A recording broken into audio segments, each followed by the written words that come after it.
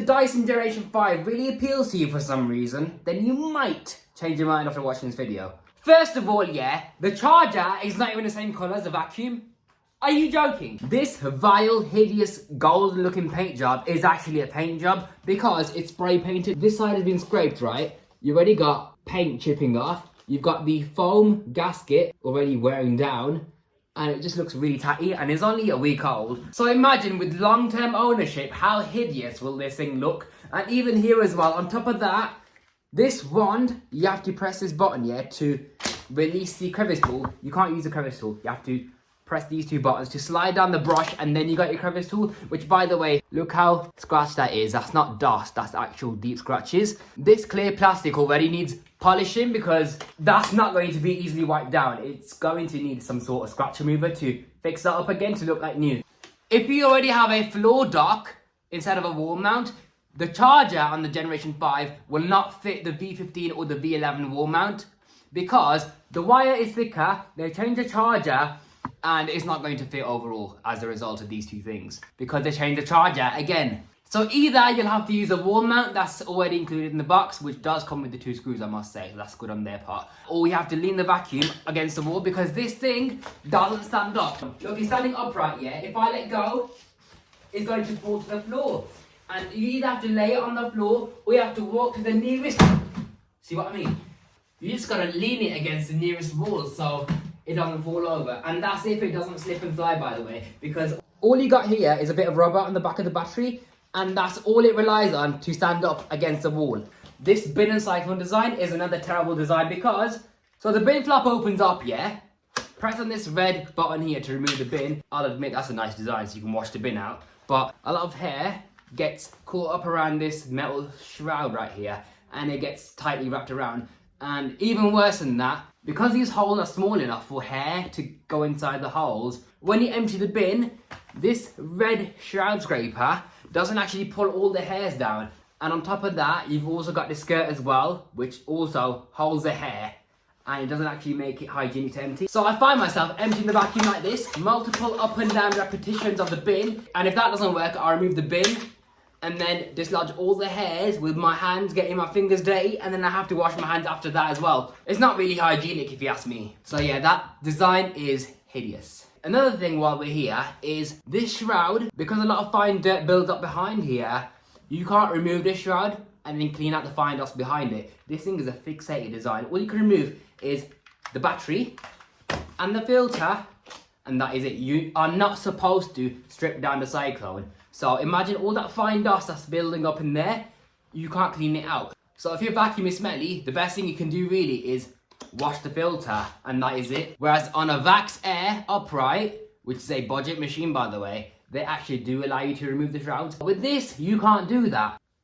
You're not supposed to remove the shroud on any Dyson, which is what I find weird because ever since the DA001 or the DC01, up until now, you'd have thought they'd include a removable shroud to wash it at least and clean out the fine dirt behind it. But no, to this day, they haven't done that. Now let's talk about the washable HEPA filter. So this thing here is meant to be washed every month or so, or whenever it's dirty. Yeah, that's nice, you can wash it, but you can't put it back in when it's wet. You're gonna have to let it dry, obviously, for obvious reasons. So while that's being done, you're waiting for it to dry, you can't use your vacuum at all because they don't include a spare filter in the box. I feel like they should at least include a spare filter so you don't be without your vacuum, do you know what I mean? So either you wait for the filter to dry, which takes, I don't know how many days, depending on how humid it is where you are, or you have to buy a separate filter so you can use your vacuum again.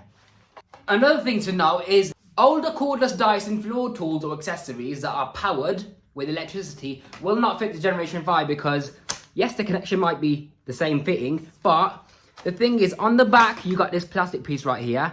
They've made that a different shape, so it doesn't actually mate in with the shape on the wand, as you can see. So just for reference, this is a V15 cleaner head. It will not fit the Generation 5, no matter how hard I try because of that different shape. This vacuum that's designed to be used in your entire house can also be converted into a handheld, as you can see. So yeah, it's nice to be able to use it as a handheld. It feels light for a while, but after using this thing for a while, it does get exhausting. Imagine trying to use something like this in between your car seats, underneath the car seats, in awkward places. It just won't fit. It's not going to be very practical, is it? I feel like what they should do at least is offer a flexible hose. So you can just attach that to the handheld, hold that in one hand, and then you can use your other hand to reach into the awkward places with the hose itself. You can't beat that. Why would you want a handheld that's humongous without a hose? It's not going to be very practical, is it? And now for my biggest pet peeve about the Generation 5 is the power, or lack of power even, that this thing offers you. If you think everything I mentioned in this video is bad, wait till you hear the worst. The suction of this thing might be powerful, but it's useless, because the power this thing has, or lack of power even, is unbelievable. It doesn't work on my carpets. So here we have a carpet with a porous, breathable backing, okay? So that means vacuum cleaners are able to breathe their suction through this carpet. Now the Dyson Generation 5, we're going to use it on auto mode because that's the default mode that you should be using it on. Now the cleaner head also has suction control. Plus mode right here is the maximum suction you're going to get. If you put it on medium, where that triangle is, or minus, what it basically does is, see these red little gates at the front? It opens them up slightly for large debris pickup, and it allows for suction to leak out the front as well, making it easy to push. So I want easy on plus mode because I want the maximum suction going into my carpet, because I don't want it leaking out, do I? This thing has such strong suction that the motor in the brush bar can't keep up with the suction power and all the resistance. And if you're wondering what detect means, it basically means that it detects dirt. So once it senses any little bit of dirt or dust in the slightest, it boosts the suction power. And when it does that, the brush bar slows down because it can't keep up. Anyways, allow me to demonstrate. So switching it on now. So the brush bar isn't spinning properly. The reason why it's doing this is because it can't handle the way you're supposed to vacuum. And what that means is basically when you pull the vacuum back, the carpet fibers stand up, and that's the best way to vacuum, because when you push the vacuum forward, the flattened carpet fibers stand up and get separated, and they open up because of the brush bar spinning. But if it can't handle that, then what's the point? You know what I mean? You might as well just use a turbo brush. It didn't like that. So what I'm going to have to do instead is either open up the gate, allowing for suction to leak, or I can just do something better and just use it on lower power, because at least I'll still have sealed suction of some sort. Do you know what I mean? It's not going to have any suction pressure leaking out the front of the vacuum. So on eco mode, it's a bit better, but it's still slowing down, as you can see. So what I'm going to have to do now is open up the gates and then have a really weak vacuum cleaner. Now let's move on to this carpet right here. See this red comb here? That's there to comb hair off the brush bar and self-clean it. That's a good design, apart from one major disadvantage. I'm going to show you what that does. Because the plastic in this floor tool isn't actually solid, it's really flexible and bendy and soft. When I push the vacuum forward, when there's a lot of suction, the brush bar bristles like to rub against the comb. And then as a result, you can hear it grinding and making an awful noise. And then obviously that means it's going to wear the bristles down over time. So watch this. It does it even worse if I do an auto mode. So as I do that, the red teeth combs are scraping against the bristles, and eventually these bristles are going to wear over time. Now let's try it on this very small mess here on the lowest setting, because that's the best setting for this carpet. With the gate shut,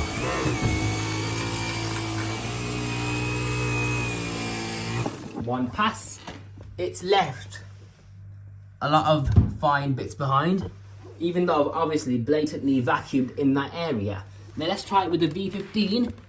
And what I like about the V15 is I actually can use it on auto mode, because this thing has less suction, but at least I can use it on the higher setting without any issues.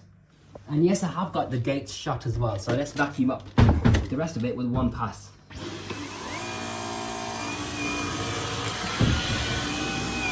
And as you can see, that did a way better job. It hasn't really left anything behind. Not that I can see anyways. If I'm really, yeah, actually, looking closer, you can see a little bit, but not as bad as the Generation 5. And that's on the auto setting, which is possible to use. Unlike the Generation 5, we have to use it on eco mode. Because if I use it on auto mode, I can't really do that, can I? Because I want to wear the brushes down. So I'm going to have to open the gates up. Look at that, it left behind.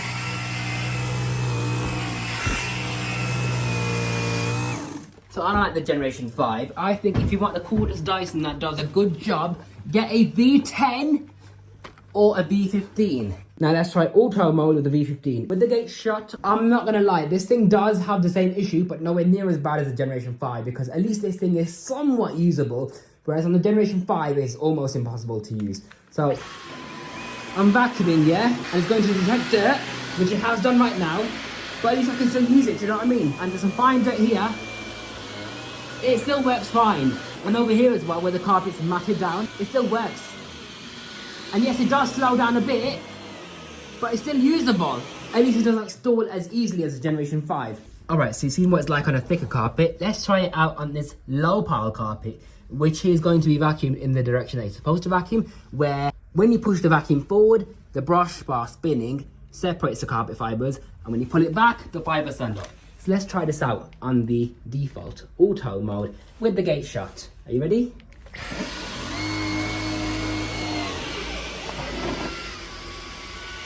Terrible. And you are actually supposed to vacuum slow to allow time for your vacuum to deep clean. Why are you supposed to vacuum fast? You're not meant to do that. Dyson, what am I going to do with you? And all of that put together, especially the suction power, not being able to spin the brush bar, is why I don't get on with the Dyson Generation 5. I'm absolutely done with cordless Dysons. I feel like they should make a cordless upright, because that is perfect. Imagine a Dyson ball upright vacuum, but cordless. Dyson, why can't you get the Dyson ball vacuum and make this cordless? It would be a way better vacuum. You've got brush controls, you can switch the brushes on and off. You've got onboard tool storage for various tools. You've got a huge bin as well, with a huge filter that's easy to wash compared to the cordless ones, because you can actually fill this with water and squeeze it. Look, even the HEPA filter on this, the most advanced one, isn't actually as big as the HEPA filter surface area in the Dyson ball. This thing actually stands up on its own as well. You've also got on top of that a super duper long hose that can reach up to the top of your stairs. You've got ball technology with all the components in the ball, so it actually feels lighter in the hand to use because all the heavy bits and bobs are all in the ball. The motor in all cordless Dysons are extremely small compared to the corded vacuums, which have huge motors that are really heavy, okay? So imagine replacing the Dyson ball vacuum motor with a cordless one. So in the Dyson ball vacuum's ball, you've got a humongous heavy block of metal for a motor, right? Which isn't very powerful. It's really heavy and it consumes a lot of energy, right? Why don't you get a Dyson digital motor or Hyperdyne motor, which is very light, very small, compact, and it can be used cordless. And because you've got a lot of space just for the motor alone, you can fit a little tiny motor in there and have the rest of the space for a huge battery, and this can be a game changer of a cordless vacuum. Why don't Dyson do that? It's way better than their stick vacuum format. It's a no-brainer, really. The suction's fantastic. The filtration is brilliant. I'm pretty sure it captures all the finest dust particles. And lastly, one more thing, which is the biggest thing for me, the brush bar on here has high torque. I can use it on plus mode. As you can see, I've got it in plus mode. I've been using this thing a lot. This thing glues itself down to the carpet and it still doesn't jam, and I can use it however I want because the brush bar does not jam. If I want it to be easy to push, I will put it on the minor setting. But for now, I've got it in the plus setting because I want a deeper clean, whereas the Generation 5 cannot offer me that. So why would I go for one of these when I can just use this?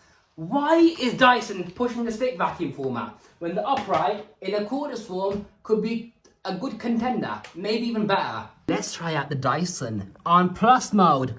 There's no suction settings for the motor other than what's on the cleaner head. I'm going to switch it on, see if the brush bar stalls on a flattened carpet. The brush bar spins absolutely fine with no signs of stalling or slowing down. Put it onto the carpet. It has done a fantastic job of opening the carpet up and giving it a deep clean. That is some serious agitation. The Generation 5 couldn't do that. I've just turned the flash off so you can see better. Look at that pile separation. I'm fairly confident that that part of the carpet is very well deep cleaned. And it's also worth mentioning that the Dyson Upright has more power to drive 2 thick rows of dense bristles, and you can still drive them effectively with a strong 90 air watts of suction power.